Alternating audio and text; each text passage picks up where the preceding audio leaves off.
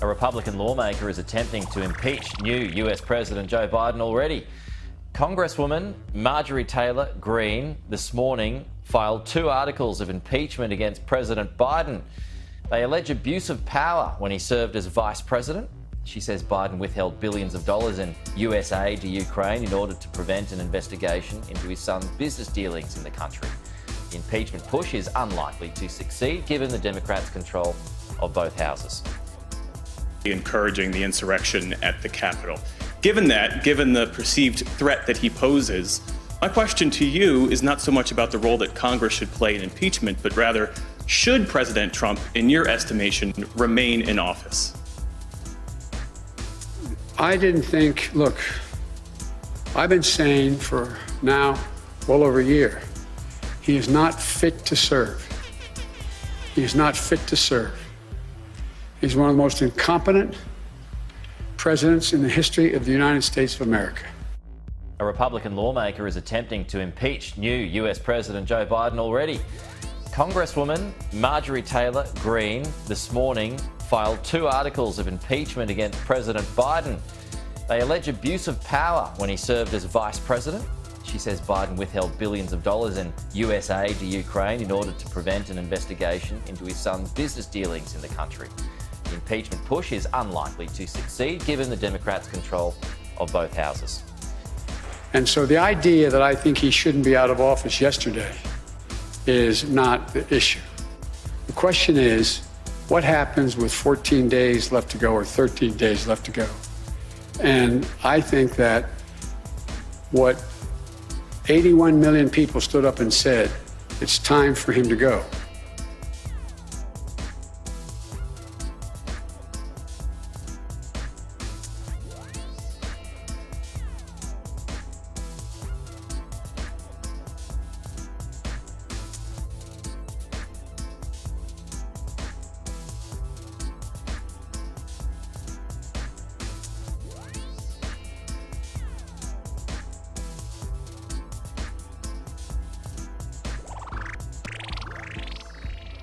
How it happens, right? I've already explained this in another video, but this is only 2 widths away from you, 2 widths cars. That's the distance between here and here. You can see that there is a reporter standing right here. Look at the size of Boris. Boris now looks like he's stuck in the middle of a field or something. Yeah, and I've got to show you how that tree works, because it absolutely amazed me. There's the reporter, see, just here, 2 cars worth, and Boris is smaller than a child. But look, see, look at this. This is because it's all sets. See, with this guy here, it's all sets. And this is what they do to us. Look at that. Look at the size of him. He's a little child in the middle of the road. Trump, Camilla, Prince Charles, and Mrs. Trump. Yeah, does that look like Camilla? Does that look like Trump? So here we go then. Here comes all the flashes and everything. I mean, look at the state of them in the flashes. Look at that. So as much as I'm going to show you the next bit of footage, which is by a channel called Quartz, to what I think how they're doing a lot of it. Look at that. Do you see it? Did you see underneath Trump? Look, a different man appears. It's a different person. Camilla doesn't look like Camilla, and you can't even make out Prince Charles. So I don't quite know how they're doing this, guys, but I'm going to play the next bit, because I think in the next bit after this, it's going to show you how they're doing a lot of it. But anyway, yeah, whatever, yeah. And this is how we get this. The future Queen of England loses her nose while she's in the carriage with Camilla, Harry and Meghan. Look at that. Do you see her? Look. So what is this? I think it's a bit, I don't know if it is. Some of it's going to be like this video I'm going to explain in a minute. But what is this? What do we call this? Let me go this way through this night. Party's taking place tonight. Let's all dance You can see that she's been put in there. Look, you can see it, can't you? But anyway, terrible, isn't it? And the United States Senate voted 93-6 to confirm that we should be sworn in. We were duly elected. So I think it's important we get on with the business, getting him out of office. The quickest way that will happen is us being sworn in on the 20th. What action happens before or after that is a judgment for the Congress to make, but that's what I am looking forward to, him leaving office. I was told that on the way over here, that he indicated he wasn't going to show up at the inauguration. One of the few things he and I have ever agreed on. It's a good thing I'm not showing up. Earlier, you'd said that if you'd hope that he would show up only in the sense that it was valuable to send a signal to the world about the transfer of power. You've clearly changed your perspective on that. Because he has clearly demonstrated, he's exceeded even my worst notions about him. He's been an embarrassment to the country, embarrassed us around the world, not worthy to hold that office. If we were 6 months out, we should be doing everything to get him out of office, impeaching him again, trying to invoke the 25th Amendment, whatever it took to get him out of office. But I am focused now on us taking control as president and vice president on the 20th, and to get our agenda moving as quickly as we can. American people, yes, I would like to announce on behalf of the American people, we have to make sure that our leaders are held accountable. We cannot have a president of the United States that is willing to abuse the power of the office of the presidency and be easily bought off by foreign governments, foreign Chinese energy companies, Ukrainian energy companies. So on January 21st, I will be filing articles of impeachment on Joe Biden. Okay, Democratic strategist Andrew Feldman and culture reporter at The Federalist, Emily Jasinski, join us now to discuss. Emily, let me start with you. Marjorie Greene Taylor is a phenomenon that really fascinates me because I think she's probably the future of the Republican Party in the coming days, in that, diving and delving, or at least like being QAnon adjacent, being hardcore anti-left, and more is how you are going to be able to win a Republican primary in deep red districts, especially Georgia and elsewhere, although Georgia, who knows for right now. Is this like the future of what we can see under Biden? What do you think that resistance is going to look like? I don't think this is just the future of the Republican Party. I think this is the future of the Democratic Party. I think Marjorie Taylor Greene, when she was asked about her earlier support for QAnon, she said, it seemed, I just didn't know what to believe. And I've written about this in the days since Wednesday. There's so many people out there, just normal people, who honestly have no idea what to believe. So they're easily dragged into conspiracy theories like this. And I think that's happening on both sides. But this is completely infuriating. It's a stupid stunt. That clip we just heard from Newsmax, she's talking about something that could potentially happen in the future. And I tweeted at her yesterday, like, please don't do this, and got piled on by MAGA Twitter saying, listen, this is what the Democrats did under Trump. So this is what the Republicans are going to do to the Democrats under Biden. And that is just such a cynical and ridiculous way to abuse the Constitution. It's infuriating because these issues about Biden are actually serious. His family actually has entanglements with China and with Ukraine, et cetera, that need to be probed and need to be paid attention to. And this is a wildly unserious effort that's embarrassing, and it's completely the wrong route to go about in terms of addressing these issues. Yeah, I mean, Andrew, and this isn't a new model, right? I remember the Benghazi hearings, like the 4 multiple investigations we had into Benghazi very well. Like the right wing knows how to run this playbook, right? Minute someone comes into office, you cook up a scandal, you figure it out. And look, I actually agree with Emily. I think there are real issues to be explored here. You may disagree with that, but this is the playbook that they always run on right-wing media with a lot of success. Do you think it's going to stick as easily to Joe Biden as it has to Barack Obama, for example, where it was very successful ultimately, or Hillary Clinton? No, because we are dealing with a huge element, an unfortunate element of racism and sexism that exists in this country. But also, if Marjorie Taylor Greene is your messenger, I think you're going to have real difficulty getting that stick. I also think, though, that there's so many things I would like to say about Marjorie Taylor Greene that I don't think are appropriate for this broadcast. But she's a disgrace to American society, and what scares me tremendously is that because of stunts like she is pulling, we may see more insurrections, more violence, and that is why the FBI is warning of armed protests at all 50 state capitals. She is one of the people to blame, and I would now use the 14th Amendment, Section 3 against her as well. I know I've been hammering away at this, but the reality is she is dangerous. She is dangerous to our society, just like Lauren Boebert is as well. And the reality is we cannot, as Democrats, fall into their trap like we have so many times before. I really think we need to focus on getting results for real working people across this country once we take back the Senate or are sworn in with the Senate majority, and Joe Biden is sworn in as the next president of the United States. Well, I think you're probably more likely to unite people by doing the latter than, expelling members of Congress. Emily, let me ask you this, which is that in the future of the Republican Party, do you think these type of culture war, I would say this, will the oppositional tactics of 2010 to 2016 under Obama, which were dramatically successful for the Republican Party, is it going to stick in the same way that it did to Obama, that it would to Biden? I'm very skeptical of that, but I'm curious for your ideas.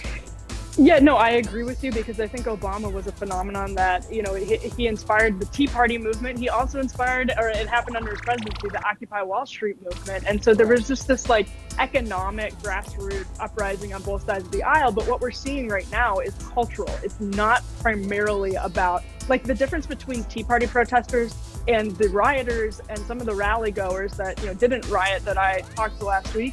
It was a lot of working class people, where the Tea Party was a lot of middle class people who were upset about taxes and the potential for government health care.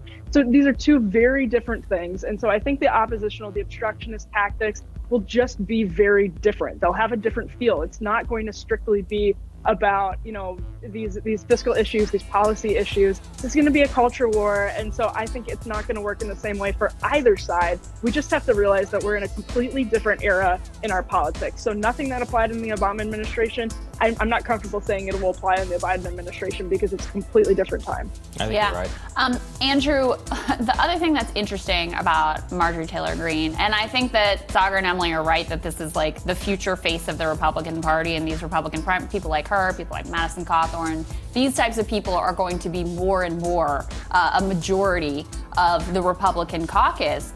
And that means you're going to have, you'll hold on to the hardcore base, but you're going to have a continued erosion among college-educated, affluent suburbanites. We've already seen enough of that shift that Democrats were able to pull off 2 upset victories in Georgia. So it's really a sort of damned if you do, damned if you don't situation for the Republican Party. You either go all in with the Marjorie Taylor Greenes of the world so that you can hang on to that hardcore Trump-type base, or you moderate and you lose that base, but you can hold on to your affluent suburbanites. I'm not sure that coalition can hold together really anymore.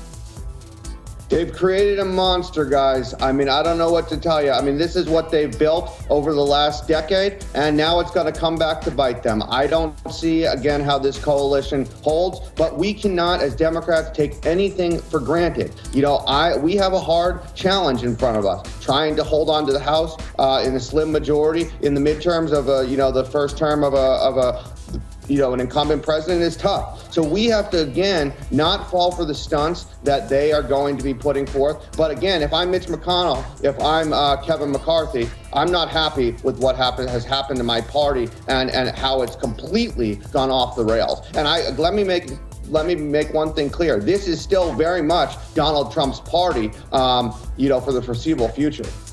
Yeah, I think that's right. All right, guys, thanks for joining us. Really appreciate it. Thanks. Good to be with you. Just at AGF Investments. And Greg, as you've been hearing us discuss throughout the show, now we've got sort of the official ceremony out of the way, but the real hard work begins for this Biden administration. There are a lot of challenges ahead. Of course, controlling the COVID crisis, but also the economic fallout from that. How are you looking at the legislative priorities for the Biden administration and their ability to be able to move forward on them? Well, I think it's going to be complicated by still another big story, and that, of course, is the impeachment trial. I could make an argument, I get a lot of pushback, but I can make an argument that it doesn't make a lot of sense to go to impeachment. It could discombobulate the Biden agenda, it could distract him, it could make Trump a martyr. I mean, 73 million people voted for this guy, or 74 million. I think an impeachment trial could be twisted to his benefit. And finally, I don't think it's going to succeed. I don't think they're going to get 17 votes, although they may have picked up 1 or 2 after McConnell's comments yesterday. So you add it all up, so you've got an impeachment trial while you're trying to get your legislation off the ground. It's complicated.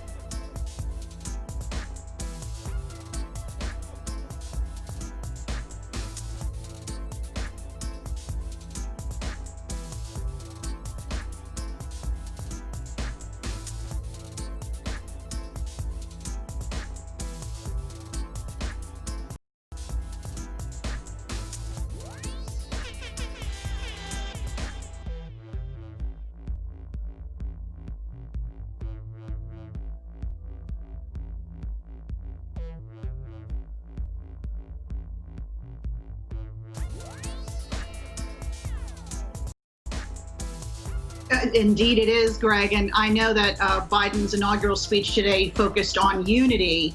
But it may be tough to find that unity in Congress with the Democrats having such a thin margin majority there in the Senate. We know that Mitch McConnell and frankly, the rest of the lawmakers have to think ahead to 2022, right? And those midterm elections. I mean, how much are the Democrats really going to be able to pass those tax hikes, more spending by 2022? Well, you make a good point, Alexis. I hate to be the skunk at the picnic. Today was a day of unity, and I thought Biden's speech was wonderful. But I think they had to be a little bit taken aback by the Janet Yellen testimony yesterday when the Republicans pushed back hard at the price tag in $1.9 trillion for the first of 2 or 3 big spending bills. And I think a lot of Republicans are going to resist. Maybe Biden can get 1.4 or 1.5. But to get all 1.9 would mean every single one of the Democrats would have to vote for it. And I'm not sure that's going to happen. And Greg, as you're speaking, we're also just want to remind our viewers, we're looking at these live images coming out of Arlington National Cemetery with President Biden and Vice President Kamala Harris now having laid that wreath at the tomb of the unknown soldier. Greg, we were talking about the stimulus package, of course, but there's another key agenda that Joe Biden has made it very clear he's going to be aggressive on, and that's the issue of climate change. In the executive orders, we are expecting the U.S. to rejoin the Paris Climate Accord. We were just talking about the Keystone XL pipeline, that permit being canceled as well. How do you see this moving forward? For long, we've seen many Republican lawmakers resist with saying that this is simply not the right time to address it when the economy is in such a downturn as it is. How do you think that argument holds up? I think people will be surprised over the next several weeks at how aggressive this administration will be on climate change. They have 6 or 7 top-notch people in the administration who will be working on that, starting with John Kerry, but there are many, many others. And I do think they will be aggressive. There is great antipathy in this administration for fossil fuels, for oil, coal, natural gas, and I think that it'll become clear. It's become clear to the Canadians today. It's going to become clear to others when he rejoins the Paris Climate Accord. But this is going to be a big, big priority for this administration. Today's video. Today is Thursday, January 21st, 2021, and we are day 2 into the Joe Biden administration, and there already are discussions of impeachment against this newly elected president. Representative Marjorie Taylor Greene has announced that she is going to file, or has filed actually as of 5 hours ago, the articles of impeachment against President Biden. And this is something that definitely